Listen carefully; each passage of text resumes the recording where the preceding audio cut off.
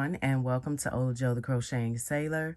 I'm coming on to show you how to do the magic loop. If this has been tripping you up, I'm telling you, you will learn how to do this today. What I am showing you are the tools that you will need to start this project. At the top, you're going to see a J hook. This is a 6mm crochet hook. And I have some 4-weight yarn. You can use whatever yarn you like.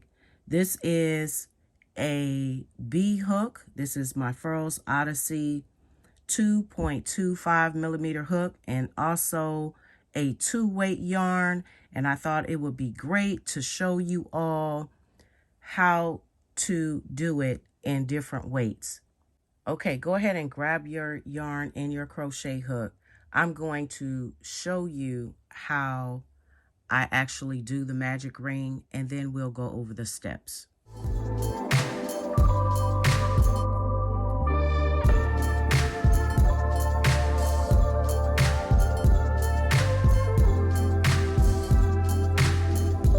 Just like that, the magic ring has been created.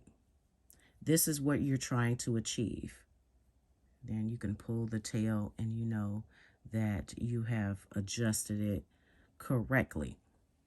All right, we're going to do this together. So here's your point finger, middle finger, and so on. You're going to go ahead and place the yarn over these 3 fingers, and you're going to take your thumb and hold it.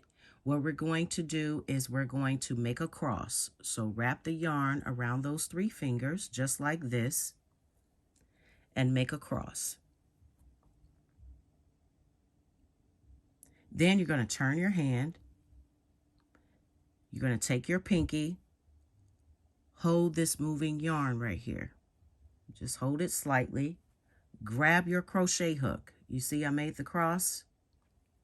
You're going to take your crochet hook, go underneath, turn the head of that crochet hook and pull it underneath, and you're going to twist it up. See that? That's what you're looking for. Once you do that, what you're going to do is your goal is to take this twisted yarn right here and grab that moving yarn. See the moving yarn? You always know that this is what you're going to grab.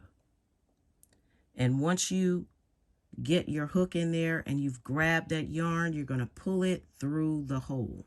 And you're done. That is it. Then you're going to take that tail. You see how the tail is kind of intertwined there?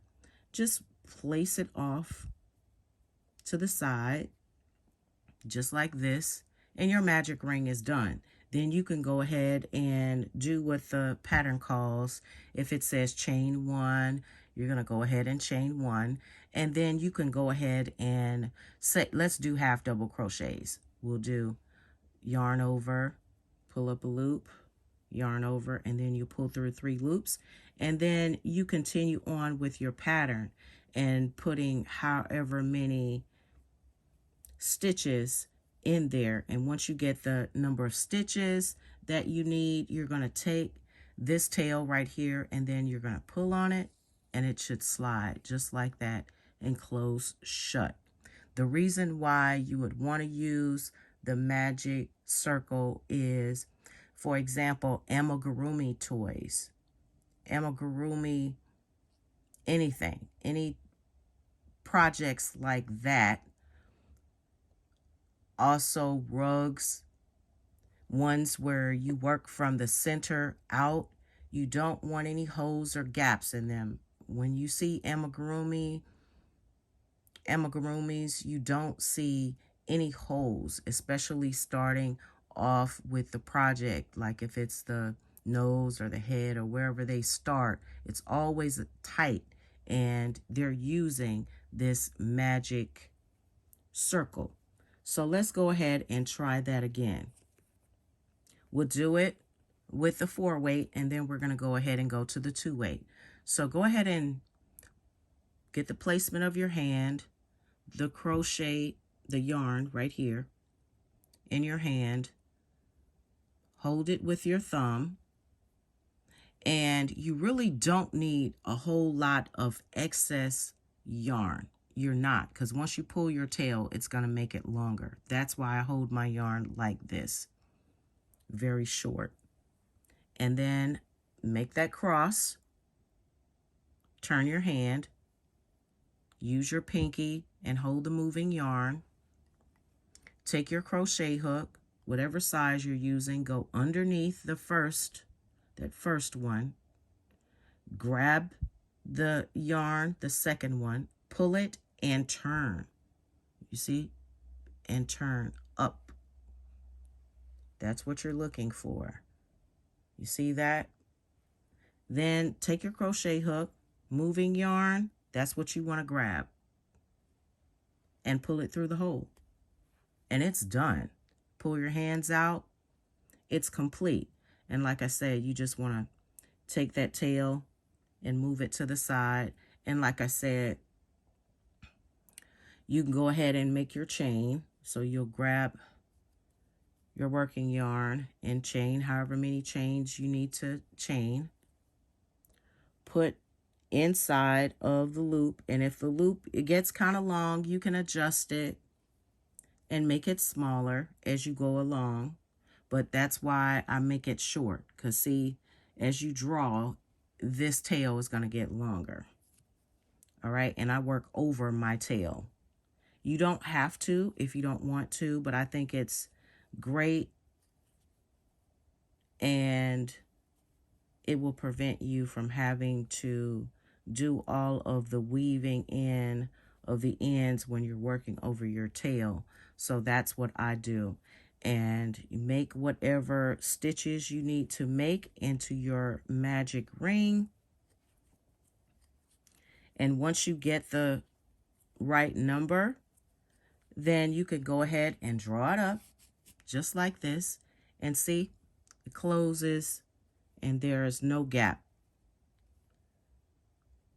So I didn't even have to pull that much, and see how much of the tail is left. It's a lot. And then you go ahead and you slip stitch, however they tell you to slip stitch, in the top of that chain 3, which is more than likely, or you could slip stitch into that first double crochet, because I was doing double crochets, but I'm going to slip stitch in the top of the chain 3. And voila, you have made a magic ring. You can do this. So let's go ahead and work with the 2-weight yarn. And again, I am using that 2.25, which is the recommended hook size. The same applies for this weight yarn or any other weight yarn. I just wanted to show you. So put your yarn over, put your thumb down, wrap it around your hand. I should give myself more yarn. Excuse me. So wrap it around your hand, make your cross. Turn your hand over. You're going to insert the hook. You're going to go ahead and turn that head down, pull that one, twist up, and you're going to grab that working yarn and pull it through. And it's done. And I pulled it a little bit, so you can make your adjustments there. But once you secure that it's not going anywhere, then you can go ahead and then you can make these. I'm just going to go ahead and let's do some single crochets. How about that? We're going to single crochet. We'll chain, because I don't think I chained anything. So chain 1, and we'll go ahead and work over the tail, and then we're going to single crochet this time. And that's it. Very quick and easy. Just keep practicing. That's what I would say you would need to do, is practice, practice, practice. Do not give up. Now, yes, you can chain 4, you can chain 2, you can chain whatever, and then you can join into that first stitch to form a ring. You can do that, but there are some patterns that really call and require you to, and I'm going to take this tail and pull it out. I didn't do that because I wanted to get this going. So let me go ahead and do that. And then now that I've made some single crochets in there, I'm just going to go ahead and pull tightly, and there's no hole. Let me see if I can finish this while I'm talking. But for shawls, there are some shawls that would require you to do the magic ring, and I don't want you to miss out on that opportunity of getting a complete closure because you cannot do it. All right, and so now you can see it's very small, but that hole is closed, and you can just pull it a little bit and it tightens it up even more. You see that there's no hole. So I hope this was helpful for you all and trying to do this magic ring. I really enjoy doing this with you. And let me know, give me some feedback, and let me know whether or not you've attempted to do this. And if you attempted to do the magic ring, whether or not it was successful. Let me know in the comments. Let me know what projects you used in order to use the magic ring. That would be nice to know as well. I use it pretty frequently, and I'm telling you, I didn't get it the first time I did it. Practiced, and I continued practicing until I got it down to where I didn't have to follow a tutorial or anybody showing me how to do it. I automatically know how to do it myself, and you can too. So thank you, and remember to live each day as if it were your last. I'll see you guys next time.